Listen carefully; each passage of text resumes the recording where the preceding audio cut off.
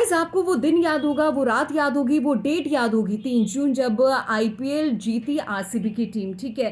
Grand celebration हुआ, पूरी night celebration हुआ, लेकिन कहीं ना कहीं जब ये सेलिब्रेशन हुआ, विक्ट्री परेड जब बैंगलोर में निकाले गए चिन्नास्वामी स्टेडियम के बाहर, तो उस समय स्टैम्पेड हुआ, भगदड़ मची और 11 लोगों की मौत हो गई। अब ये जो मैटर है वो कोर्ट पहुंच गया है, तो पूरा का पूरा ब्लेम अब राज्य सरकार की तरफ से यानी कि कर्नाटक सरकार की तरफ से डाला गया है बीसीसीआई और आरसीबी के ऊपर। तो आरसीबी की मुश्किलें अब कहीं ना कहीं बढ़ने लगी है और इसीलिए बैन की खबरें भी सामने आ रही कि 2026 के आईपीएल से शायद आरसीबी को बैन किया जा सकता है। खैर वो तो बाद में पता चलेगा कि बैन होगी या नहीं, लेकिन अभी के मैटर पर अगर हम नजर डालते हैं तो जो कर्नाटक सरकार के वकील हैं शशि शेट्टी, उनकी तरफ से क्लियरली स्टेटमेंट दी गई है कि परमिशन 1 घंटे पहले मैच शुरू होने से पहले ली गई आरसीबी की तरफ से कि भाई वो सेलिब्रेशन करेंगे, विक्ट्री परेड करेंगे। लेकिन अगर आपको इस तरह के इवेंट करने पड़ते हैं according to rules and regulation, तो आपको बहुत समय पहले परमिशन लेनी पड़ती है, ठीक है। यहाँ पर ये दलील यहाँ पर रखी गई है। इसके अलावा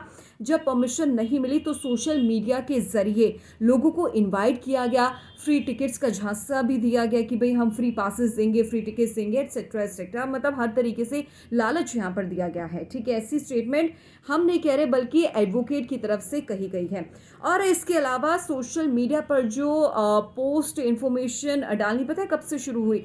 जैसे कि रात के 11:30 बजे 3 जून, ठीक है, और नेक्स्ट 4 जून की पूरी नाइट, मतलब हम कह सकते हैं अगले दिन की जो नाइट रही ना, सुबह तक मतलब पूरी तरीके से पोस्ट किया गया कि हम विक्ट्री परेड निकालेंगे, ऐसे ऐसे चीज़ें होंगी और आप यहाँ पर आइए और हमें सपोर्ट कीजिए, आरसीबी को सपोर्ट कीजिए, ठीक है। परमिशन नहीं मिली थी according to rules and regulation प्रशासन की तरफ से, लेकिन उन्होंने सोशल मीडिया के जरिए बहुत सारे एडवर्टीजमेंट करे और बहुत सारी चीज़ें इस बीच सामने आती है, ठीक है। और इसके अलावा एडवोकेट ने यह भी कहा है कि जो आरसीबी है उन्होंने पूरी की पूरी बात छिपाई है। मतलब कहते हैं ना कि आधी इन्फॉर्मेशन दी, आधी नहीं दी है, तो पूरी इन्फॉर्मेशन देना बहुत ज़रूरी होता है इस तरह के इवेंट करने से पहले। तो कहीं ना कहीं जो अजम्पशंस लगाए जा रहे हैं कि आरसीबी आईपीएल नेक्स्ट ईयर से शायद नहीं खेलेगी, हो सकता है ये पॉसिबिलिटी हो, लेकिन अभी हम कुछ कह नहीं सकते क्योंकि पूरी तरीके से डिसीजन लेना बीसीसीआई के हाथों में। अब देखना होगा कि बीसीसीआई की तरफ से किस तरीके के यहाँ पर डिसीजन लिए जाते हैं। Let's see what's going to happen.